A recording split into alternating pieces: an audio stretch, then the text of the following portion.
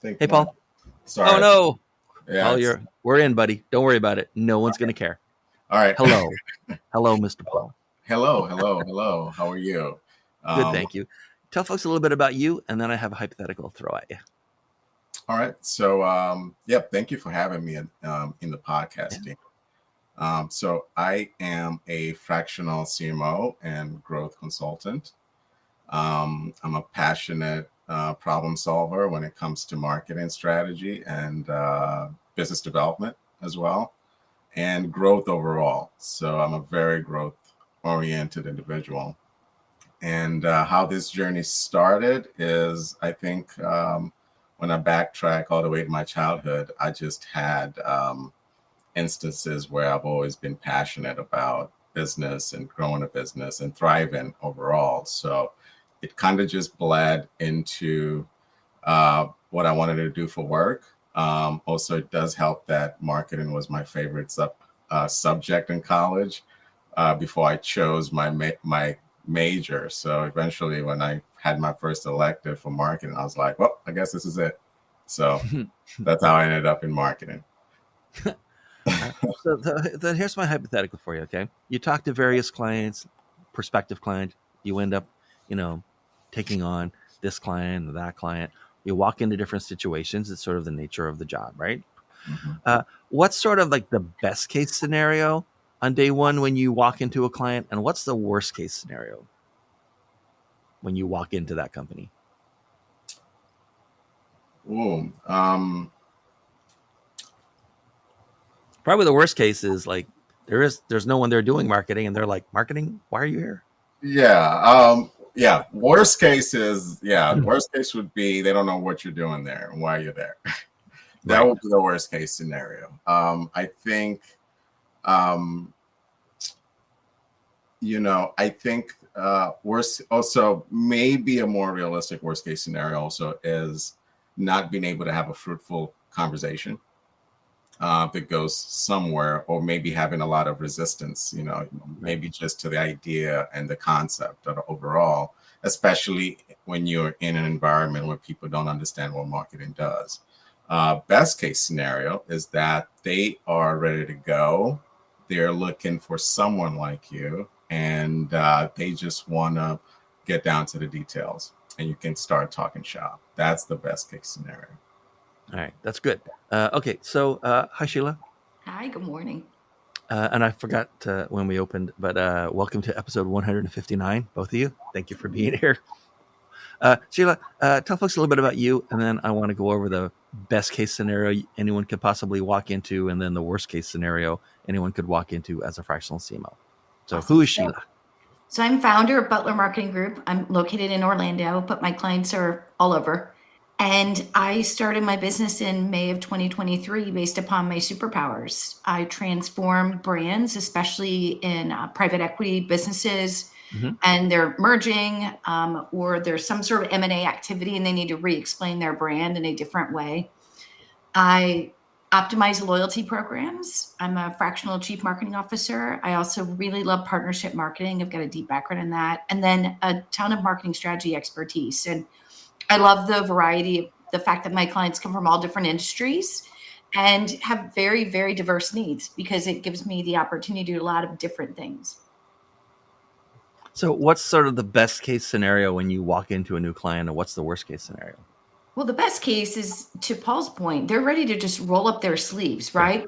They're anxious and thirsty for leadership and someone to help set the North Star and to teach them strategy and to upskill the team, because I think that that's one of the things often that's lacking when you step in as a fractional CMO, is that they're doing a lot of marketing tactics, but they're doers and they don't necessarily tie those activities back to business goals and objectives, and they don't know the why of what they're doing. They're just doing it because someone asked.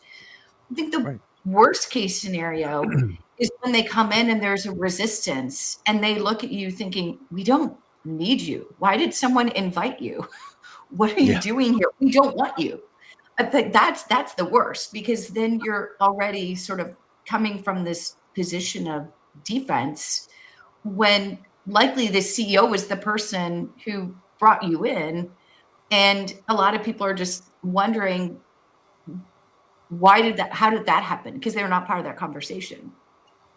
All right. So, Sheila, imagine that it is day one, whether it's worst case or best case. You're there now, Yep. right? You've talked to the CEO as part of like your sales process, but now it's like official, right? Now you're an official vendor. You sit down for like a quick meeting with the CEO, and the CEO says, "Hey, so Sheila, just from the nature of what you do and what I do, you work with way more CEOs or encounter way more CEOs than I encounter CMOs, right? So, is there something that I should start doing so that we can extract every last cent of value for the, like, let's say, year that you're going to be here, or is there something that I'm doing now that I should probably step back from so that you can move forward on it?" Well, so first what I do is I typically come up with a 100-day plan, and I present it as, once we've signed this statement of work, as a pre-discussion so that we can hit the ground on day one. And so that 100-day plan is going to be things like assess all the marketing activities, get to know the team, get to know my peers in the C-suite, because you're sort of parachuting in as a temporary C-suite member, right?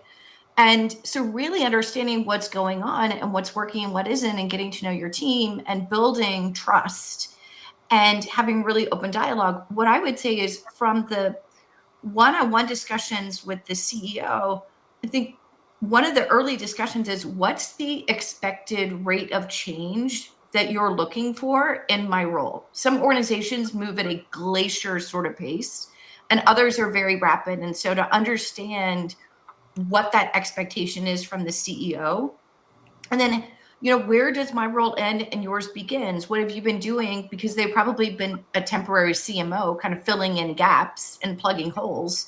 So what have they been doing as the CEO in this temporary CMO role? And what can that person step back from over time?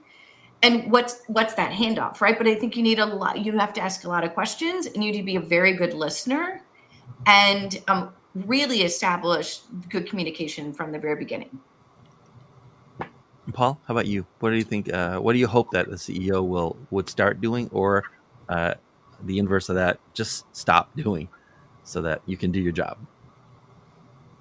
I think start doing would be really opening up that communication. I think being transparent, trying to be as transparent as possible, regarding their leadership strategy, what their vision is. I think that is that will be very important to get from the client, who in this case would be the CEO. Okay, so Paul, let's switch to a different kind of hypothetical now. Mm-hmm. You're on stage. You're the keynote speaker. You're talking to 250 people. All of them became a fractional CMO, went out on their own yesterday. Like, you're day 2 of them being fractional CMO. They're brand new to it, okay? Finish this thought for that audience, right? A fractional CMO like you guys starting out today, you're going to be shocked by what? Oh, wow. That was that was the question I kind of was having trouble with. Now, I am new. I'm fairly new to the fractional CMO. So what were you shocked by? That's you're even better qualified. I'm still learning some of the shocks as I go along. I think I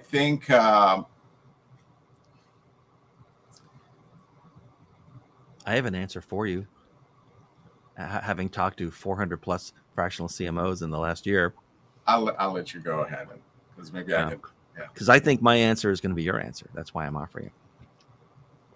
I think, especially for small businesses and professional service kind of businesses and solopreneur / freelancer style of businesses, there are marketing-led businesses and there are sales-led businesses. And you usually don't get to choose. So a marketing-led business is you sell like a few things or the same thing over and over and over. And so you can just recycle the message, right? And in a sales-led business, you have to talk to people who will ultimately decide that you are the individual they're going to give money to. Very different. most fractional CMOs, most fractional executives, period, are in a sales-led business. The marketers have the worst time with it because they're marketers. They think that there's some like secret key where if they like produce enough content or write enough articles or post on LinkedIn enough or whatever, make enough videos, that it's going to like set up like an engine that's going to like bring in clients. But they're all in a sales-led business.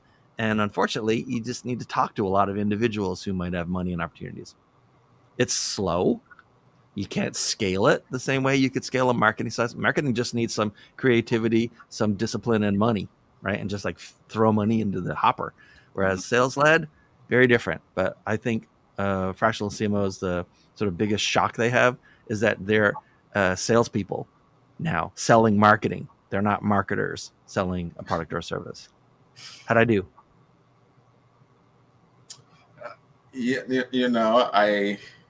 I think you did pretty good because it's very relative, even just in my role in marketing leadership, my salary role that I had.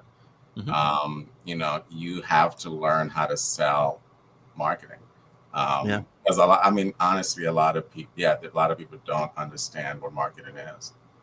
That's just what I've come to encounter. So, yeah. Sheila, how about you? You're talking to that audience.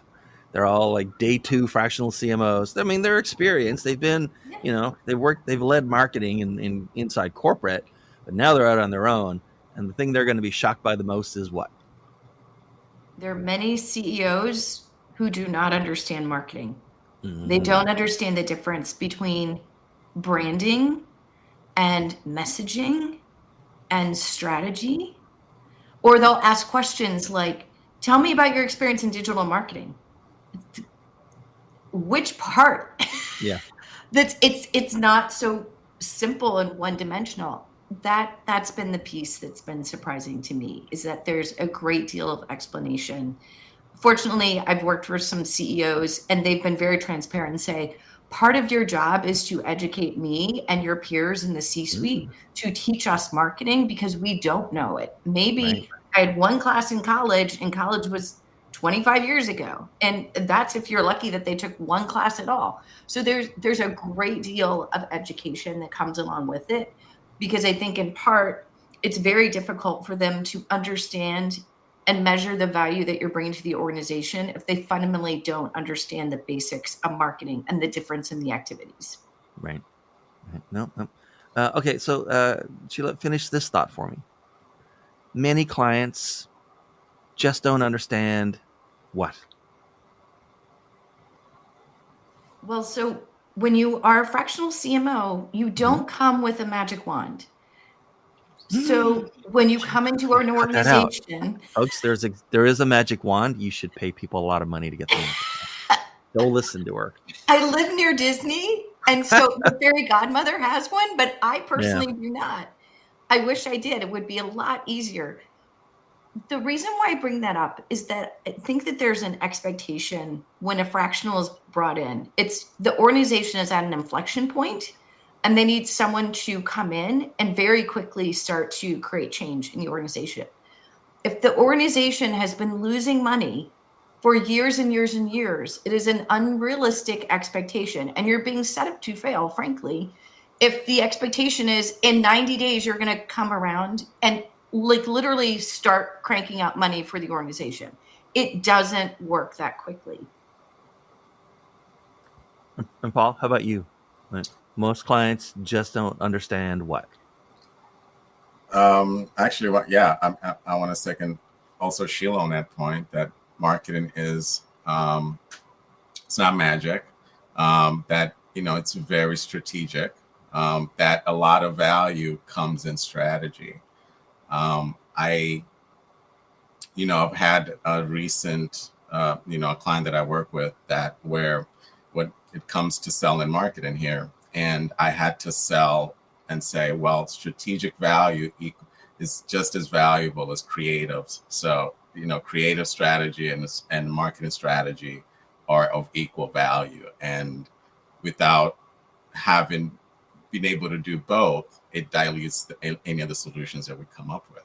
So the small things like that sometimes whether somebody thinks they could just get consultation and get plans, but if plans don't get executed, then you lose value. So I think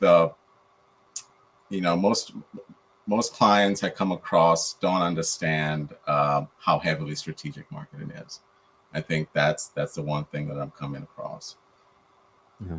Yeah. So now we're going to shuffle you guys off of this stage that you're giving this speech on. But before you go, just finish this thought. We'll start with Paul. The biggest lesson I've learned about getting clients is what?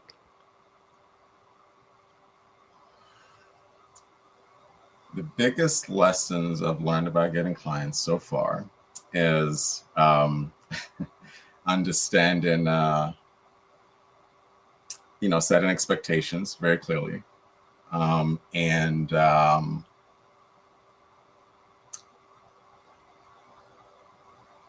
I think that's one thing I've learned so far. Setting expectations clearly and really aligning with the team and integrating with the team is something that I'm coming to,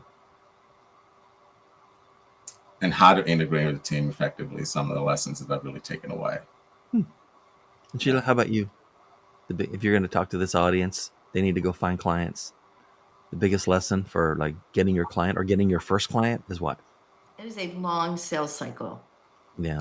I think, especially for a medium or larger size organization, there's a great deal of generating awareness for the fact that you're out doing this as a fractional and consideration. And there's proof of concept. I think that ideally the best fractional engagements come from it started as a project. You've proven your worth. You've built a level of trust and communication with them. And now they realize that when the project is over, there is still more work to be done. And they have a level of respect for you, and they now understand what you can deliver, and they want to bring you in. That is very different than putting on LinkedIn, I'm a fractional CMO, and here's how you can get in touch with me, and think that people will just start flocking to you. In part, by the way, I don't know if you guys have experienced this, but most of the time when I say part of my services are fractional CMO, you get this sort of golden retriever head tilt to where someone goes, huh? And it's in part, and then I have to say, fractions, remember fractions? Like a third of the time, a fractional CMO is a part-time CMO. There's just a very different level of education that's out there. It's always tricky when you're in a business where you need to educate your market into existence. And can I add to that, if you don't mind? So, that is something that I've learned. Actually, fractional CMO is not where I had chosen to end up. I sort of was in between jobs, and I was taking up consulting work on the side. What I realized is you get this small marketing projects, and then these small marketing projects lead up to understanding that there's no marketing leadership at all. And then I found myself providing that marketing leadership. And then automatically I was like, well, this is a fractional CMO position, technically. So part of that is kind of, some companies don't even know they need a fractional CMO, which probably is that long sales cycle. So you have to educate them even what that is. But, a lot of, yeah. So, Sheila, you talk to a lot of clients, you're talking to prospective clients. The funny thing about marketing is even people who don't have experience in marketing think they understand some of marketing. And so, ideas and concepts and tools and stuff sort of, become trendy and then not. When you're talking to clients these days, what do you think is overrated? Like they want to talk about it, but it's overrated. And what are they not talking about enough? Like what's sort of underrated or underappreciated in marketing these days that you think clients would benefit from paying more attention to? So I'm going to grossly generalize this, but I think that a lot of people believe that they understand marketing because they see commercials. Yeah. And so everyone has an opinion about marketing, and it's very subjective, especially when it's not tied back to an original business objective. And what I think has been, eye-opening to me with clients is that they want to rush to the things that they see and they sort of know about. Like, let's just work on the logo. Mm-hmm. Okay, well, in my process, I've got this proprietary process called Butler Branding Bootcamp, and it's the foundational of what's the strategic framework and space that we want to operate in relative to our competitors. What are the rational, functional elements in our brand, all the way up to the intangible things like the brand promise and your point of difference and your target audiences and their personas, and then the brand platform, which is all the messaging. And once you define all those things, then I go, okay, now it's time to decide the company name. And then let's work on the logo. And from the logo, it inspires the creative look and feel to create all the marketing assets for all of your channels. If you just jump to the logo, the logo should represent something. It should be infused with the brand personality. It should communicate the promise in some sort of way. Or even when they say, what should the company name be? I don't know. Do you want to go heritage? Do you want to go abstract? Do you want it to be delivering on the promise in the name? All those different things. I think that people inherently skip to the place they're most comfortable with, and that's where they want to go. And my job is to slow them down so that they really do build something that's very foundational, and they make really smart decisions because everything builds upon the previous decision. Paul, how about you? What do you think these days is sort of overrated, and what do you wish people would pay more attention to or give more credence to? I think a lot of times I think it's just feedback. I think for me, one of the strongest, what informs me best is usually a good sense to get feedback, and that's just data. And that's to really, have customer insight, to really have good information about your customers. Mm-hmm. And that's work to be done. There's work on that side to really understand your customers. People can start off with what they think their typical customer is, but over time, you want to provide surveys and things like that on top of other KPIs to really get to know your customer. I think once a brand knows itself, they know what they offer the market, and they know who their customer is, and they form that connection line, I think then they really have a strong engine for growth. Mm-hmm. Yeah. Okay. And now I'm going to give you guys, it's either the easiest or the hardest question you're going to have all day. It kind of depends on you. But we can start with Paul. So Paul, what's marketing? Marketing in a simple way that I love to describe it. It's where psychology and business meet. Mm-hmm. That's my shortest version. And Sheila, what is marketing? I feel like I'm in a philosophy class, and it's the final question, and I'm supposed to write a paper before I leave the room, and I've got 90 minutes. And the professor writes on the chalkboard, and it just says "why" with a question mark. And you go, wait, what? I think marketing is so many different things. Honestly, I don't have a good answer for that. It's actually fascinating given the fact that that's what I do. I think that there's so much that goes into it. It's strategy, it's creativity, it is data-driven, results-oriented, moving the business forward. It's partnering with sales. It's creating expectations in the minds of consumers or your business clients, and really explaining in very simplistic terms, what are you promising if they decide that they want to engage with you? That's pretty good. That's pretty good. Okay, so Sheila, as you're talking to prospective clients, what's like a red flag? And you're thinking, not these guys. And what's a green flag for taking on someone and be willing to go further in the sales process and maybe ultimately signing? So when I started, I had someone that asked me to put together a proposal. Mm-hmm. And when I walked through the proposal, there was this sort of immediate reaction to the price point. And I had created preferred pricing, knowing that I had a Right. relationship with this person because of a networking group that we're in. But he was very offended and was very vocal about it. And so he said, can you revise the proposal and let's regroup next week? And I was talking with a friend of mine over the weekend, and he said, Sheila, there are clients that every year in my company, we would get together at the end of December, and I bring in my whole team and say, who do we need to fire as a client? He said, this is a client that if this is his initial reaction, he will never respect or appreciate your work. He will push boundaries. He will make your life probably miserable.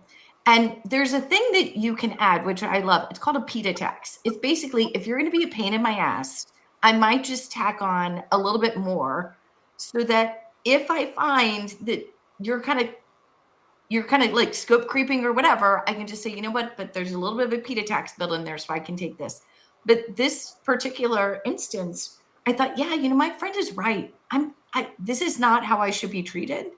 And so I just don't want to take on that client. So I think that's the biggest red flag, is if you can tell that there is a general lack of respect for you or your work, then that's probably not an engagement they're going to enjoy. And it's better to not take their money than to go into something that you think might make you miserable.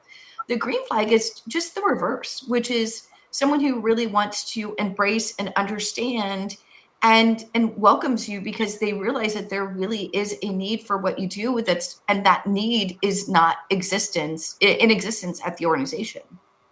No, that's good. Yeah, okay. And then Paul, so what are red flags or green flags around a potential client? So, I have to say that I am still new into this world. So it's all red flags for you right now. It's all red flags, but you're going to ignore them and pretend they're green flags. I got a rough road ahead. We've all been there, bro. So, but I think, unresponsiveness to me is something that maybe I'm looking at as some of the experience I've gotten so far. I think having someone who's unresponsive to or the plans that you're putting out and kind of not engage in and sort of, just want things to kind of run by themselves. I think that is the lack of collaboration. And I think that, is something I've come to see a lot even in, as an employee and now as a fractional CMO, is that sometimes people just want marketing to run on its own, and they don't really see the amount of collaboration that's needed, and not just with leadership, but almost most domains when it comes to a company, because marketing affects customer service, marketing affects sales, marketing affects operations, marketing affects almost every single thing in a business. So there needs to be a ton of collaboration. So that is something that I would prefer, maybe, that clients I get in the future, that they're really ready to collaborate, they're ready to work together, they're ready to come up with solutions together. So okay, so this is for the both of you, and we're gonna switch around a tiny bit. But one of the different things about this podcast is that all the guests, as long as it's a Thursday, all the guests pick their own date and time slot for recording, which means we don't curate guests. We don't think oh, you know what? On February 17th, let's have 2 guests who do oil and gas kind of thing, right? Or beauty or CPG or whatever. People just show up. It's kind of like you're in a building full of fractional CMOs. You step into an elevator, someone else steps into the elevator. And so one of the things we do starting in season 6, and this is season 7, is have the guests, they get to ask each other a question. So I'm going to give Sheila a moment to formulate a question for Paul. And while you're doing that, Sheila, I'm going to ask Paul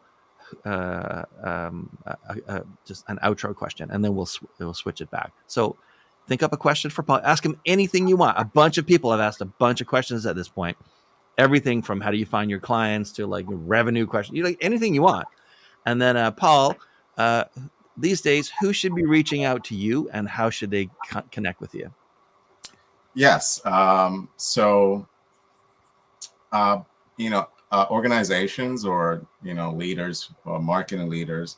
So usually, my experience has been working with maybe marketing leaders in the B2B space, who don't have big enough teams and need a partner, a strategic partner, and also an execution partner, or companies especially in the B2B space where they don't have marketing leadership, and it's either the CEO or the director of sales trying to manage, or director of business development trying to do all the marketing work. So in that case, those usually are, great opportunities where a fractional CMO can step in and sort of help bring everything together. So, and how? I'm sorry. And how to connect with you?